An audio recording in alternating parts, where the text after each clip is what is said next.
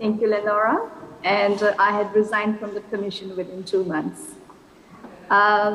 Dear grieving family and friends, Professor has said, Professor Vijay Naidu had said, he's a crybaby. I can't promise not to cry, though Professor tried hard not to.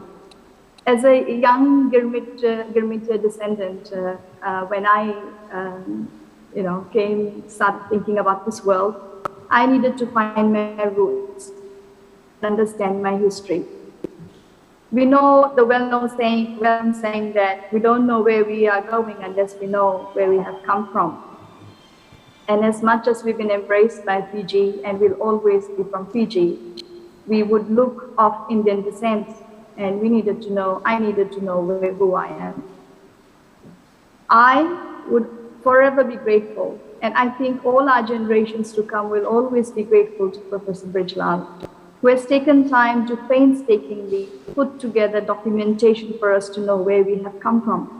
It helped me not only find myself, but try and find a future in building our relationship with the people of the land, Nodo and Rewa process. Much of the initial work was educated through the works of Professor Brij. I met him as a young journalist when I was with FM96, the Communications Fiji Limited, for the first time during the constitutional review process. Witty, beautiful souls, the three commissioners who enabled a healing journey. At that time, I was too young to realize, but later on, I realized that this was probably the only space that had been created for people of Fiji for being able to heal. In listening to the people with varied views, they enable the healing space. And this gave us a document of hope, the 1997 Constitution.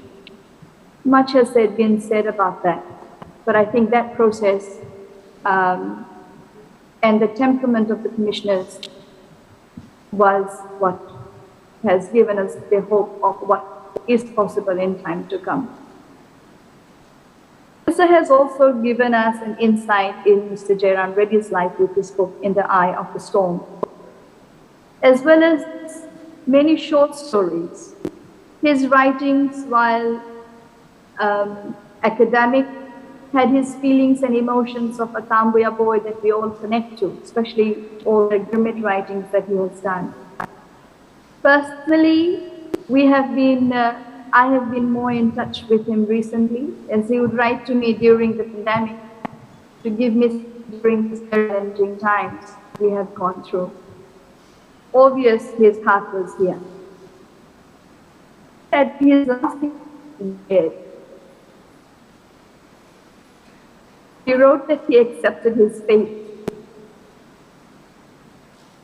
and he's no longer going to fight. All he wanted to go was in peace.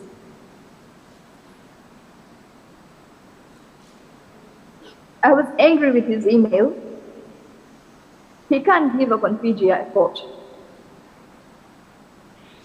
I didn't respond to that email, much to my regret.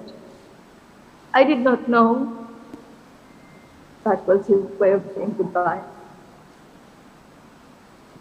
And when Shamima relayed the news to me on Christmas Day with tears in her voice, my heart felt as if a dagger had cut through it. A deep pain that will always stay, that a man who had given us so much and will give our future generations an anchor, a space where we will always find our roots. Justice was not done to him, and we have lost him. A man who was consistent with his values and principles through the years.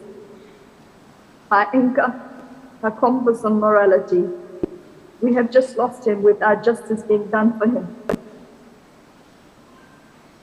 I was also totally shattered and humbled when Dr. Padmalal and family reached out to say that they would like all donations in lieu of flowers to come to Friend to support our welfare work.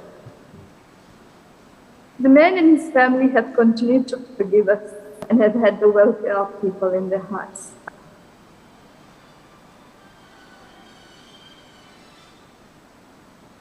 I am not sure how and what we are going to say to our future generations. Our people in time to come who would always want to know where we have come from.